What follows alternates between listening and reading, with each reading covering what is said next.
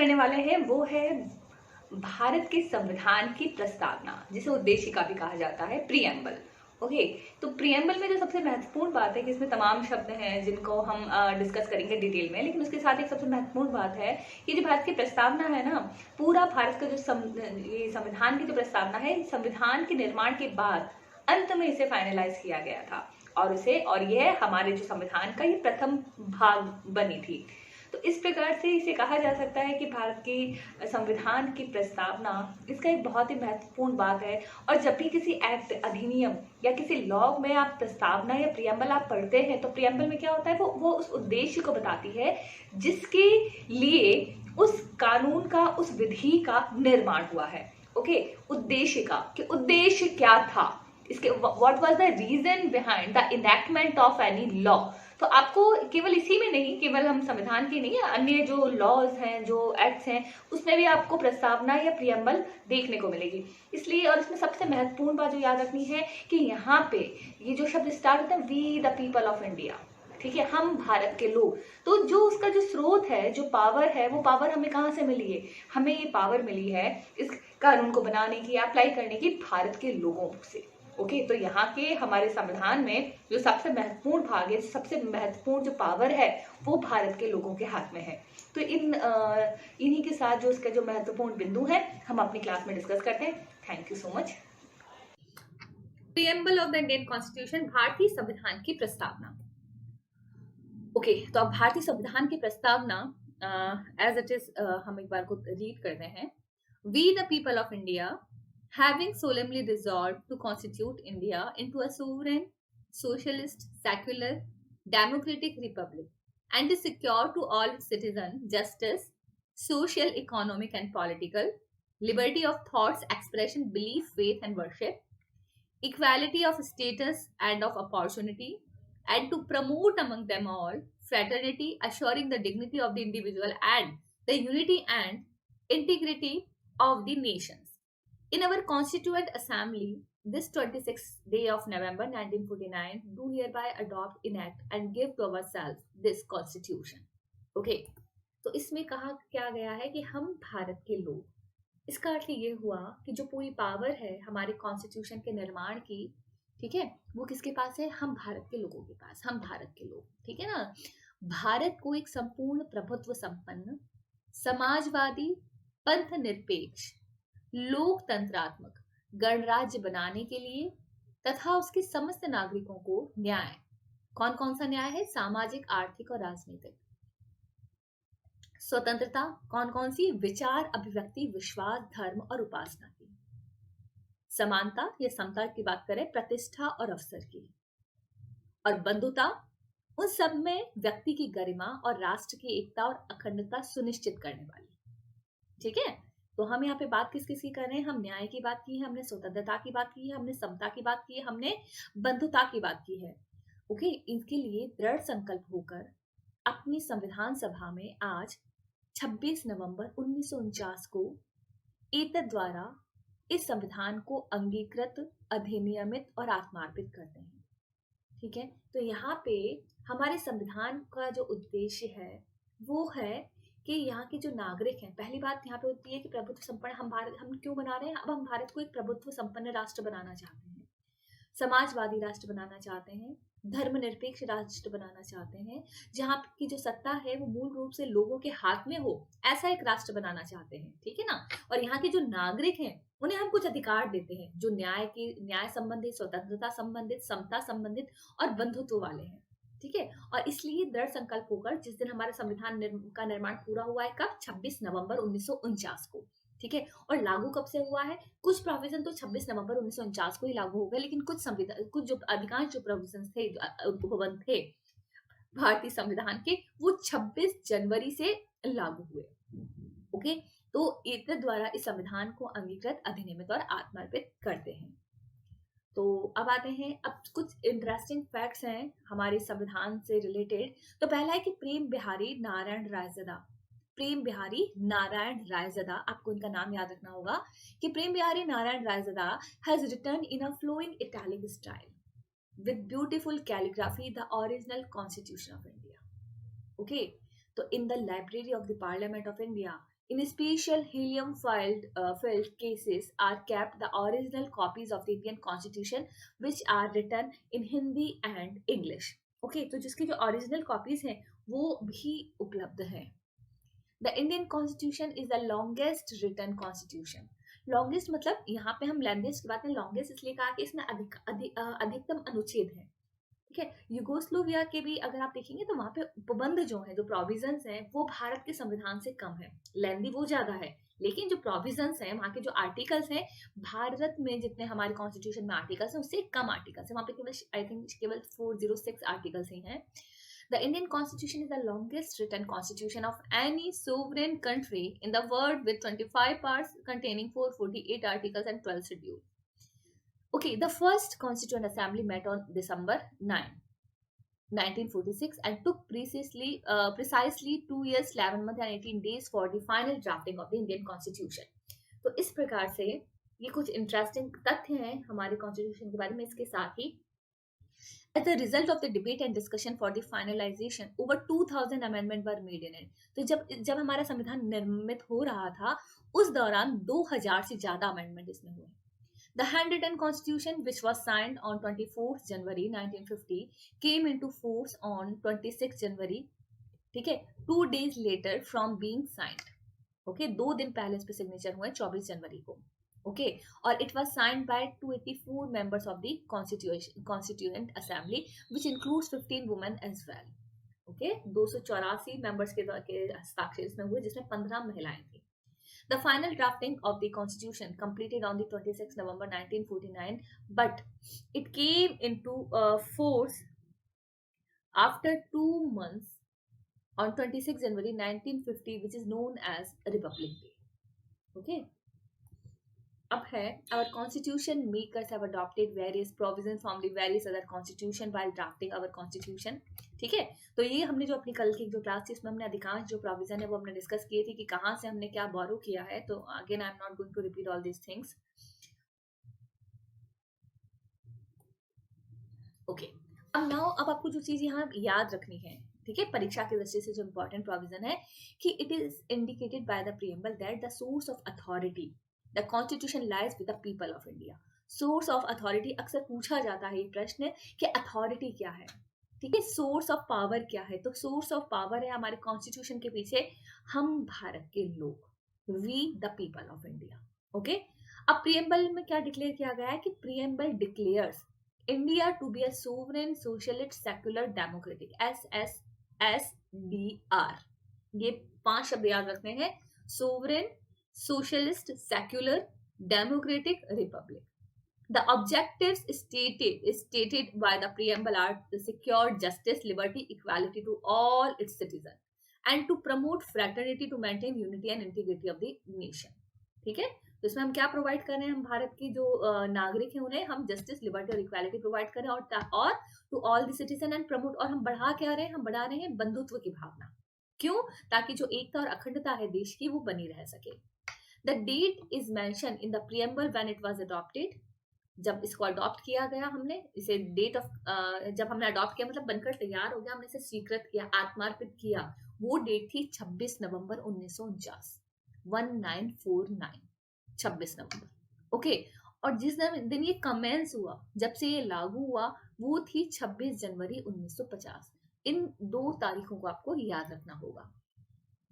अब इसमें जो शब्द आए हैं, अब हम उन शब्दों की बात करते हैं. पहला है इसमें सोवरेन. देखिए, अब तक जो भारत था वो था ब्रिटिश इंडिया. ठीक है, स्वतंत्रता से पहले भारत क्या था, ब्रिटिश इंडिया कहलाता था. मतलब भारत पर ब्रिटिश सरकार का आधिपत्य था और कहीं ना कहीं हम उनके नीचे, उनके मातहत हम काम कर रहे थे. अब जब भारत स्वतंत्र हुआ तो भारत एक सोवरेन, संप्रभु का अर्थ होता है जहां की सरकार पर या जिस देश पर किसी अन्य देश का किसी भी प्रकार से कोई शासन नहीं होता है, उसे सोवरेन कंट्री कहा जाता है, संप्रभु राष्ट्र कहा जाता है. ओके, तो ये सोवरेन वर्ड इसलिए डालना बहुत महत्वपूर्ण था क्योंकि अब तक हम ब्रिटिश इंडिया थे, अब हम सिर्फ इंडिया थे, भारत थे. इंडिया दैट इज भारत, जो कॉन्स्टिट्यूशन में हमें नाम दिया गया है.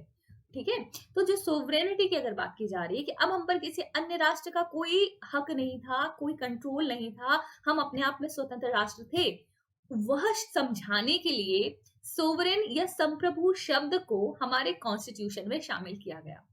The term sovereign, which is proclaimed by the preamble, means that India has its own independent authority and it is not a dominion of any other external power.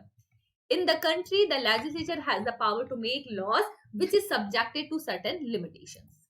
Okay? दूसरा शब्द आता है सोशलिस्ट, समाजवाद.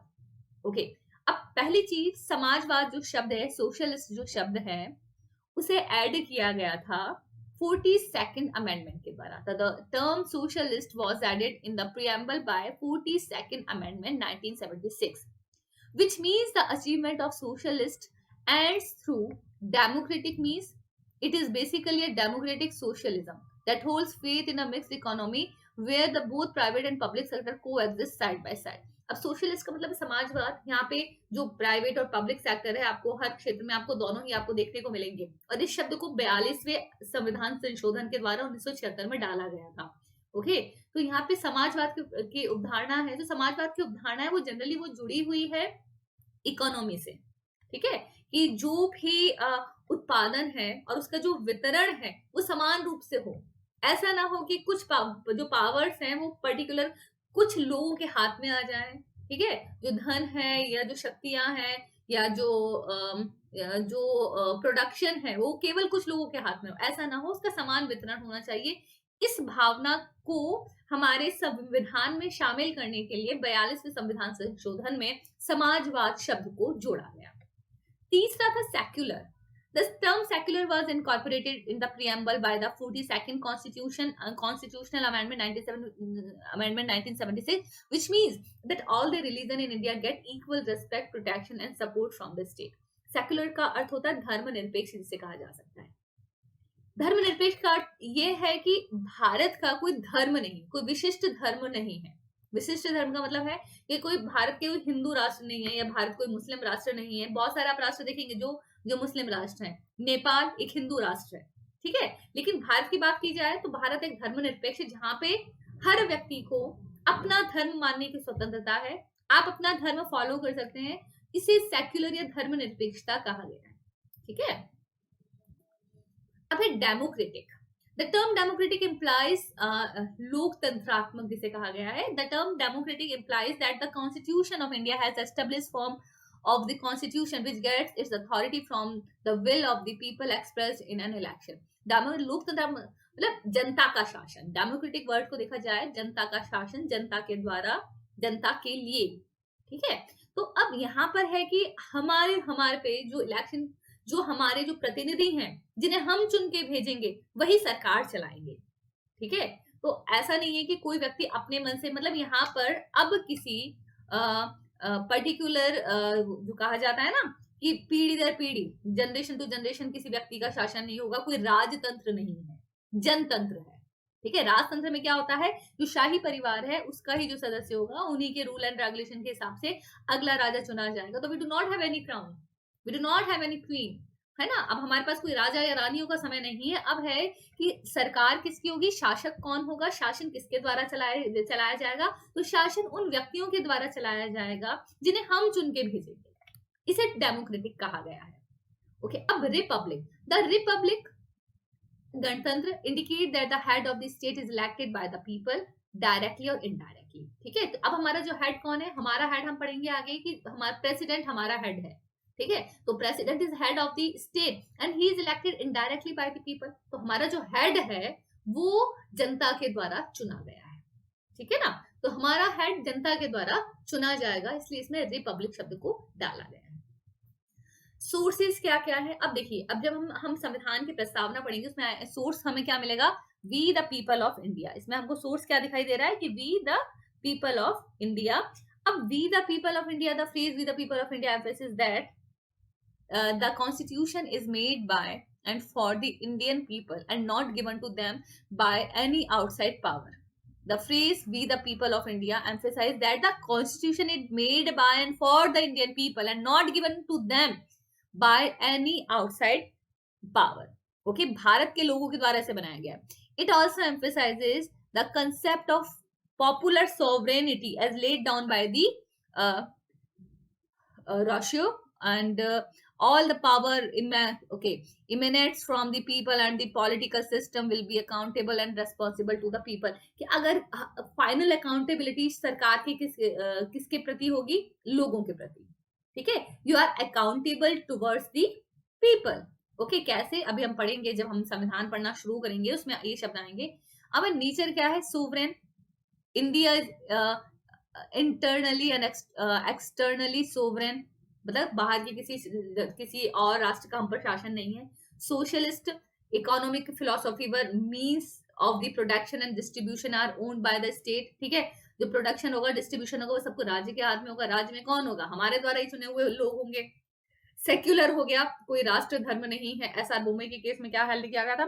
Feature of secularism as envisaged in the preamble is to mean that the state will have no religion of its own and all person will be equally entitled to the freedom of the conscience and the right freely to profess, practice and propagate the religion of their choice. Okay, अपनी choice का आप religion आप follow कर सकते हैं। Democratic में हो गया, it indicates that the constitution has established a form of government which gets its authority from the will of the people. The rulers are elected by the people and are responsible to them. Okay, republic as opposed to the monarchy. अब monarchy, हमारा जो शासक होगा वो हमारे द्वारा चुना जाएगा। जैसे कि अगर हम बात करें तो राज्यों में और राष्ट्र में सेंट्रल लेवल पे we have our own president at central level, और राज्यों में अगर हम गवर्नर की बात करें वो है। अब है तो ऑब्जेक्टिव क्या क्या हो गया? ऑब्जेक्टिव क्या है हमारे इंडियन स्टेट्स का? जस्टिस, इक्विटी, लिबर्टी और फ्रेटर्निटी। जस्टिस न्याय, इक्वालिटी समता, लिबर्टी स्वतंत्रता, फ्रेटर्निटी बंधुता। ओके, तो जस्टिस कौन कौन सा हो गया हमारा? Social, economic, political, SEP। Equality status की और अपॉर्चुनिटी की। लिबर्टी किसकी होगी? लिबर्टी 5 चीजों की हमें, थॉट की, सोचने की, अभिव्यक्ति की, एक्सप्रेशन की, बिलीफ की, विश्वास की, फेथ की, ठीक है, धर्म की और वर्शिप, उपासना की, ठीक है। और फ्रेटर्निटी हो गई assuring the dignity of the individual and the unity and integrity of the nation. एक व्यक्ति को भी हमने इसमें जोड़ा है और हमने राष्ट्र की जो बंधुत्व और एकता की जो भावना है हमने उसे भी इसमें जोड़ा है। तो इस प्रकार से हमारे जो इंडियन स्टेट्स का ये ऑब्जेक्टिव है, जस्टिस, इक्विटी, लिबर्टी और फ्रेटर्निटी, ये ऑब्जेक्टिव्स है। अब date of its adoption. Adoption का ये याद रखिए कि 26 नवंबर को हमने अपने कॉन्स्टिट्यूशन को अडॉप्ट कर लिया था, आत्मार्पित कर लिया था, ठीक है ना, ग्रहण कर लिया था 26 नवंबर 1949 को। That's why we celebrate it as constitution day, ठीक है। इसे हम इसीलिए कॉन्स्टिट्यूशन डे के रूप में हम इसे मनाते हैं। But most of the articles in the constitution came into force on January 26, 1950।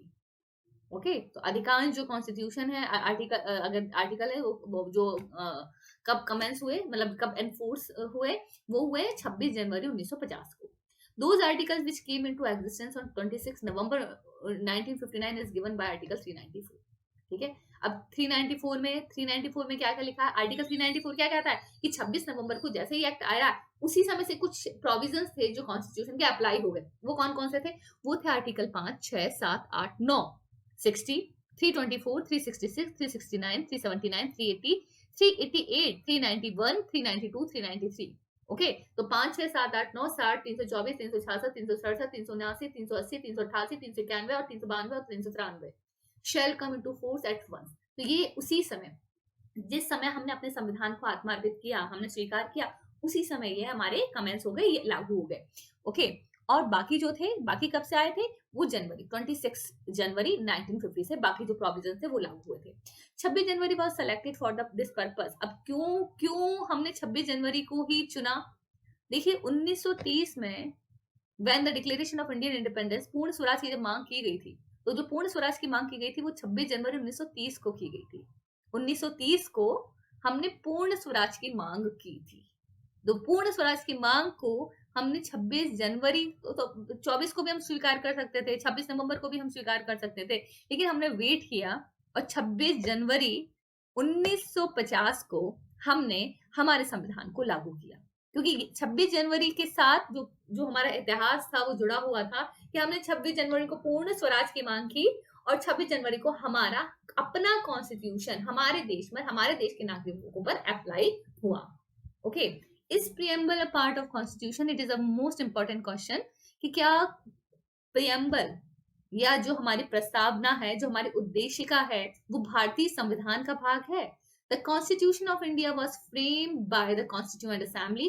This assembly was an indirectly elected body. Okay, indirectly election हुआ था, जो हमने देखा था कॉन्स्टिट्यूएंट असेंबली किस तरीके से इनेक्ट की गई है. तो it had laid down certain ideals to be included in the constitution. These ideals included commitment to democracy, guarantee to all people of India, justice, equity, freedom. It had also proclaimed that India will be a sovereign democratic republic. The Constitution of India begins with the preamble. The preamble contains the ideals, objectives, and the basic principles of the Constitution. The salient feature of the Constitution have evolved directly and indirectly from these objectives, which flows from the preamble. अब इसके लिए देखने के लिए हमको देखना होगा कि it is interesting to know that the preamble, though the Constitution opened with it, was not the first to come into existence. ठीक है, सबसे पहले कॉन्स्टिट्यूशन को खोल दे जो सबसे पहले हमारे सामने आती है प्रस्तावना. लेकिन आपको ये जानना होगा प्रस्तावना वो पहला भाग नहीं है जिसे हमने निर्माण किया था. It was last piece of drafting adopted by the constituent assembly. Last draft था जिसे हमने अडॉप्ट किया था और हमने स्वीकार किया था at the end of the first reading of the constitution and then seated in the beginning of the constitution. लेकिन ये हमारे संविधान का पहला भाग बना. The motion to adopt the preamble was moved on 17th October 1949 and several amendments were suggested to preamble, but they all are negated. At the end, the president moved the motion that the preamble stands part of the constitution. Okay, the motion was adopted on November 2nd, 1946. The preamble was added to the constitution. One of the member of the Constituent Assembly, okay, Pandit Thakur Das Bhargava, rose to poetic heights when he said the preamble is the most precious part of the constitution. तो पंडित ठाकुर दास भार्गव ने भी क्या कहा था, जो हमारे constituent assembly के member थे, उन्होंने पोएटिक हाइट्स में कहा गया था कि the preamble is the most precious part of the constitution. It is the soul of the constitution. It is the key of the constitution. It is a jewel set in the constitution. Okay, उनके द्वारा ये शब्द थे. Okay, now the preamble is an introductory statement stating the aims and objective of the constitution. ये introductory part है जो हमारे constitution का एम और ऑब्जेक्टिव बताता है. Accordingly the preamble to the Indian Constitution spells out the basic philosophy contained in the body of the Indian Constitution. Reading thorough the preamble, one can see the purpose that it serves, namely the declaration of the source of the Constitution, a statement of its objective, and the date of its adoption. The preamble in brief explains the objective of the Constitution in two ways. One, about the structure of the governance, and the other about the ideals to be achieved in the independent India. It is because of this the preamble is considered to be the key of the Constitution. Okay, the preamble a part of Constitution or not, इस पर जो cases आए हैं, अब उसमें पहला जो case आपको याद रखना वो है इन रे Berubari case of the Constitution of India on the implementation of the Indo-Pak agreement relating to Berubari Union and exchange of enclaves came up for the consideration by the bench consisting of 8 judges. The court held that preamble to the Constitution is a key to open the mind of the framers of the Constitution, but it is not a part of the Constitution. Okay, तो बेरुबारी में क्या कहा गया, आपको याद क्या रखना है कि constitution is a key to open the mind of the framers of the constitution, but it is not the part of constitution. Berubari case में कहा गया. आगे केस आया है केशवानंद भारती का. This case has created a history. A bench of the 13 judges has assembled and sat in its original jurisdiction hearing the writ petition. It was held that in this case that the preamble is a part of Constitution. The preamble acts as a guiding lamp to interpret the legislative intent of status as well as the interpretation of the Constitution of India. The basic understanding of the preamble is incomplete without the reference of the Mandal Commission case. So, it's a Mandal Commission case which was decided by the 9 judges bench, and it was observed that the objectivity of securing to its citizen justice, equality, liberty, and fraternity display administration by the public of the highest order to the Constitution of India. Okay, तो अब क्या preamble comment किया जा सकता है? जी हाँ, किया जा सकता है. आपको इसमें केशवानंद भारती का आपको रेफरेंस देना है कि though till date it has been amended only once during the period of emergency. This amendment is popularly known as the Constitution, मतलब 42nd Amendment 1976, commonly known as the 42nd Amendment 1976. This amendment resulted in the addition of the certain principle of the enhanced the objectivity and ideology of the preamble. For example, socialist secular fraternity in word को हमने किया गया था. तो केशवानंद से ये हो गया कि हम इसको अमेंड कर सकते हैं, लेकिन आप इसका जो बेसिक स्ट्रक्चर है, we can not amend that. Okay, we can not amend the basic structure of the constitution. तो यहाँ पे ये चीज आपको याद रखनी होगी. फिर है कि the preamble has been amended only once so far on 18 December 1976 during the emergency of India. The Indira Gandhi government pushed through several changes in the 42nd amendment of the constitution. A committee under the chairmanship of Sardar Swaran Singh, ठीक है ना, सरदार स्वर्ण सिंह के जो recommendation थी that this amendment be enacted after being consultated to study the question of amending the constitution in the light of the past experience. Through this amendment the word socialist and secular word added between the word sovereign and democratic, and the word unity of the nation were changed into unity and integrity of the nation. ठीक है ना, ये दो चीजें इसमें change की गई थी. अब इससे हम क्या कंक्लूड कर सकते हैं? We can conclude the preamble is an integral part of the constitution of India and it reflects the legislative intent to the makers of the constitution. कि हमारी जो प्रियम्बल है हमारे कॉन्स्टिट्यूशन का एक महत्वपूर्ण भाग है, और जिन लोगों ने, जिस कॉन्स्टिट्यूएंट असेंबली ने, जिस संविधान सभा ने हमारे संविधान का निर्माण किया है, उनका उस समय क्या विचार था, क्या मस्तिष्क में क्या विचार था, जो उनका क्या प्रोविजन था, जो उनका जो मेन जो इंटेंट था ना, उनका क्या आशय था जिसे वो संविधान में शामिल करना चाहते थे. It assists in the broading the horizon of the provisions of the constitution. Constitution के प्रोविजन को समझने के लिए इसे समझना बहुत महत्वपूर्ण है. And it is not a conventional addition but an addition with the utmost value and the importance of the polity which India as a social welfare state strive to establish. The preamble is a law of paramount nature of the country. It highlights the values, guiding principle and objectivity on which the Indian Constitution is based. Okay, तो भारत की जो संविधान की प्रस्तावना है, इन शब्दों को आपको याद करना होगा. और एक अगर सजेशन दूं तो आप इन्हें रट लीजिए. ठीक है, कि हम भारत के लोग भारत को एक निरपेक्ष लोकतंत्रात्मक गणराज्य बनाने के लिए एंड एक्सेट्रा etc. तो बहुत सारी चीजें आपको एज इट इज आपको ये याद होनी चाहिए, क्योंकि जब आपको ये याद होगी उसके साथ आपको जो 42nd अमेंडमेंट है वो याद होना चाहिए. इसका भाग है, इसे किसने लिखा था, कब लिखा था, क्यों लिखा था, कब से लागू किया गया, कौन से प्रोविजन थे जो उसी दिन 26 नवंबर को लागू हो गए, कौन से प्रोविजन थे जो 26 जनवरी को लागू हुए. तो ये सारे महत्वपूर्ण बातें हैं जो कॉन्स्टिट्यूशन की इस प्रीएम्बल के साथ जुड़ी हुई है. ओके, तो हम अगली क्लास में आगे के प्रोविजन के साथ फिर मिलते हैं. तब तक के लिए थैंक यू सो मच.